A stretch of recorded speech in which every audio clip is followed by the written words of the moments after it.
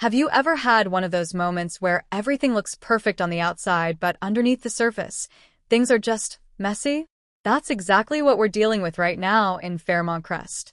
You see the Dupree family, and you see Black royalty. They have the mansions, the prestige, and the tree-lined streets that look like something out of a dream. But the question we have to ask ourselves today is simple. How much of that is real, and how much of it is just a carefully maintained mask? I mean, think about it. We're standing in a hospital hallway. Anita Dupree is ringing the bell to celebrate her final round of chemotherapy. It should be the happiest day of their lives, right? But while the parents are celebrating a victory over a physical illness, the daughters are standing in the shadows dealing with something much more complicated. Nicole Dupree Richardson just dropped a bombshell that I honestly didn't see coming, and it's making me look at everything differently. Was her stunning admission to her sister Dani just a slip of the tongue, or was it a cry for help from a woman who's completely lost her way? The funny thing is, Nicole is supposed to be the one who has it all together. She's a high-achieving psychiatrist. She literally gets paid to understand how the human mind works. She's described as having this incredible warmth and empathy. But when she pulls Dani aside and confesses that she was thinking about her husband, Ted, while she was with Carlton, well, that's where the mask doesn't just slip, it completely shatters. I have to wonder, why now? Why choose the moment your mother is ringing the bell to admit your heart is in two different places? It feels like Nicole finally realized she couldn't heal herself the way she heals her patients.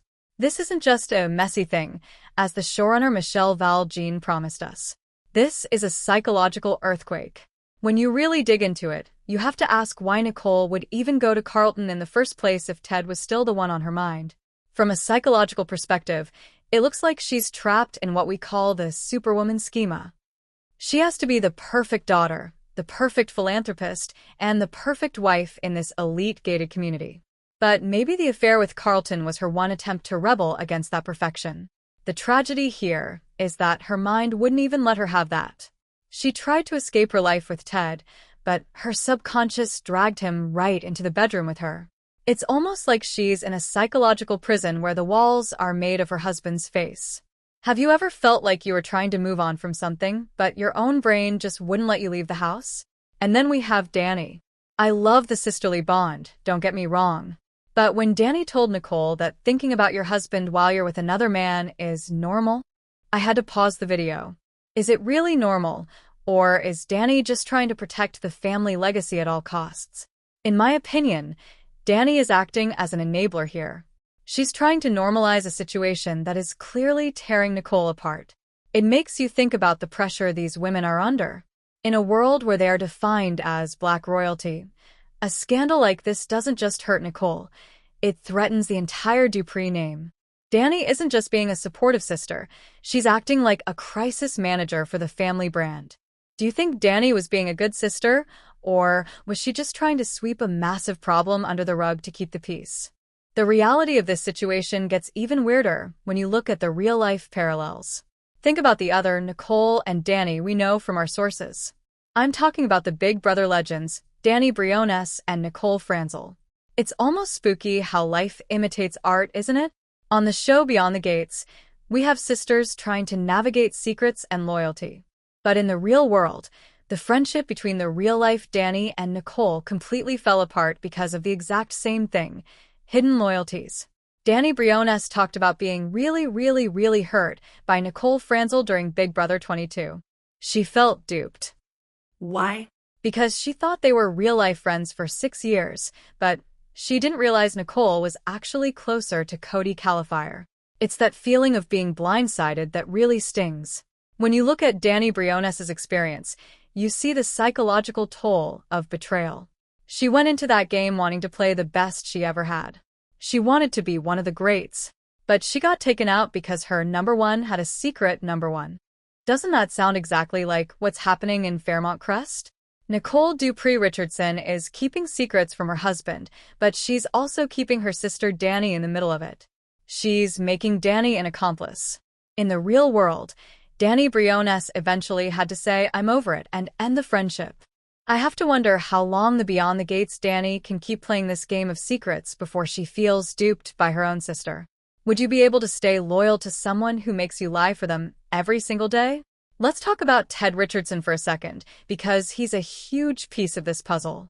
While his wife is having a TED Talk about him at the hospital, what is he doing? He's at the club, clashing with Leslie Thomas. He's telling her to stay in her lane and stop talking about him to Shanice. And then he goes to play basketball and invites Isaiah Hawthorne for a private talk. On the surface, Ted looks like the brilliant plastic surgeon who's just trying to manage his social circle. But doesn't his behavior feel a little defensive? In my experience with these kinds of stories, when a man is that focused on policing what people say about him, it's usually because he's hiding something himself. Ted is so busy trying to manage Leslie's gossip that he's completely missing the fact that his wife is emotionally checking out. It makes me wonder if Ted's interest in Isaiah is really just about basketball or a dinner party for Eva. Is Ted looking for a distraction? Is he looking for an ally? Or is he, like Nicole, trying to find a way to escape the suffocating expectations of the Dupree family? There's a lot of tension there, especially when Leslie starts complaining that she has no branches in her family tree. She's fixated on creating a family with Ted, but Ted seems like he's already looking for the exit. It's a mess of egos and insecurities. Ted has this ultra-exclusive private practice, and he's clearly used to being the one in control. But in Fairmont Crest, control is an illusion. You can control your surgical tools, but you can't control what your wife is thinking when the lights go out. And speaking of control, we have to look at the situation with Derek and Grayson. Leslie is literally threatening to fire Derek if he doesn't let Grayson volunteer at the clinic. Think about the ego on display there. Leslie doesn't care about Derek's professional opinion that Grayson is a problem. She only cares about forging a bond with the hospital. She's willing to sacrifice a good man's job just to get closer to Lia Whitmore. It's a cold, calculated move. It shows you the dark side of the power these families hold. If you aren't part of the royalty, you're just a pawn they can sacrifice to win the game. Derek is trying to do the right thing, but in a gated community, the right thing is whatever makes the powerful people happy. Do you think Derek should stand his ground, or should he just give in to save his career? The stakes get even higher when you realize that Lia Whitmore isn't the savior everyone thinks she is. Jacob Hawthorne is taking the biggest possible risk by telling Naomi the truth. Lia is the real danger to Ashley. This is the ultimate betrayal of trust. The hospital is supposed to be a place of healing, but the chief of staff is the one causing the harm? That is chilling. It reframes everything we've seen. If the head of the hospital is compromised, then no one is safe. Not even Anita Dupree, who just finished her chemo there. It makes you realize that the walls of the gated community don't just keep the bad people out. They keep the dangerous people in positions of power. Naomi going straight to Ashley with this information is a huge turning point. Jacob told her to be careful and act like nothing had changed, but Naomi couldn't do it. She's acting on raw emotion. And honestly, can you blame her? When you find out that the person your friend trusts with her life is actually her biggest threat, you have to speak up. But by doing that, she's putting a target on her own back. This is where the escalation really starts to get intense. We're moving from marital secrets and sisterly confessions into a full-blown war for survival. The Duprees might think they're black royalty, but even royalty can be toppled when the people they trust turn out to be villains. When I look at all these storylines together, I see a pattern of people trying to survive the weight of their own reputations. Nicole is suffocating under the image of the perfect psychiatrist. Ted is trying to maintain his status as a brilliant surgeon. Leslie is trying to build a family tree out of thin air. And meanwhile, the real-life Dani Briones is reminding us that in the real world, these kinds of games have consequences that last for years. She talked about how she wanted to win and wanted to play hard, but she realized she might have played too well, and that was her downfall. People saw her as a threat and took her out. Isn't that exactly what's going to happen to the Duprees? They've spent so much time being the most powerful family in Fairmont Crest that everyone is just waiting for a reason to bring them down. This stunning admission Nicole made to Dani was the first brick to fall. Once you admit your marriage is a lie, you can't go back to the way things were. I predict that Carlton isn't going to just fade into the background. A man like that knows his worth, and he's not going to be happy knowing Nicole was using him as a placeholder for her husband. He's going to want more, or he's going to want revenge. And when Ted finds out, that God complex of his is going to explode. He isn't the type of man to handle being thought of as second best, even if the person he was being compared to was himself. Have you ever walked into a place where you're supposed to feel safe, like your job or a hospital, and suddenly realize the person in charge is actually the one you should be most afraid of? I mean, think about it. That is the exact nightmare Ashley Morgan is living through right now in Fairmont Crest, and honestly, it's enough to make your skin crawl. We've all been following the drama behind those big, fancy gates, but this latest twist? It's not just a plot point. It's a total game changer that makes us rethink everything we know about power and trust. When Naomi pulled Ashley aside in that quiet hospital hallway and whispered the truth, that Dr. Lia Whitmore is the real danger, it felt like a bomb went off in a room where everyone was trying to celebrate. Was that just a quick warning between best friends? Or did Naomi just pull the pin on a grenade that's going to level everything Ashley has worked for? The funny thing is, we were just watching the Dupree family celebrate a huge win. Anita Dupree finally finished her chemo and got to ring that bell in the hallway, which is such a beautiful, hopeful moment. It was supposed to be a day of pure joy for the Black royalty of Maryland.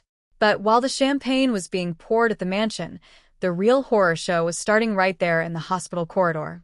Ashley is a dedicated nurse, right? She's the one who takes care of everyone else.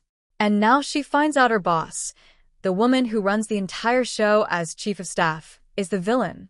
I have to ask you, why does this always happen when things are finally starting to look up? It's like the secrets in this town have grown so big they're literally bursting out of the people trying to hide them, and Ashley is the one standing in the blast zone.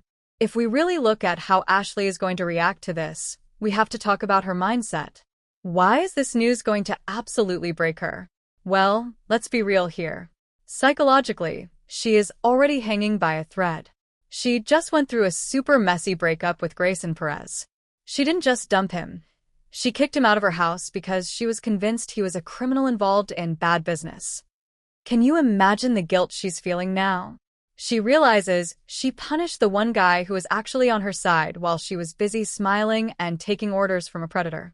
It's a physical kind of pain, knowing your moral compass was pointing the wrong way the whole time.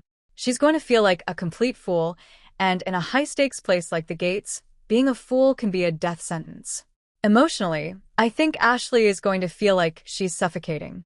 Think about her identity for a second. She's a nurse. Her whole life is about being alert, being aware, and protecting people. To find out she was barking up the wrong tree, as Jacob put it, is a massive blow to her ego. Underneath all that fear of Lia, there's this deep, hidden grief. She's mourning a relationship she threw away based on a lie. She's probably going to have this desperate need to go back and fix things with Grayson, even though she knows it might put her right in Lia's crosshairs. She's not just scared for her life anymore. She's heartbroken over her own judgment. Doesn't that just make you want to reach through the screen and give her a hug? I have a bit of a different take on this. We need to reframe what Ashley is actually going through. She's not just a victim. She's basically being forced to be a double agent at her own job. Think about the power Lia has. She's the chief of staff. She controls Ashley's schedule, her paycheck, and her professional reputation. Every single time Ashley walks through those hospital doors now, she's walking into a dangerous trap. It's like a horror movie where the killer is also the person who signs your time card. This isn't just typical soap opera drama, it's a professional nightmare. Ashley is now the only one on the inside who knows the truth about the most powerful woman in the building.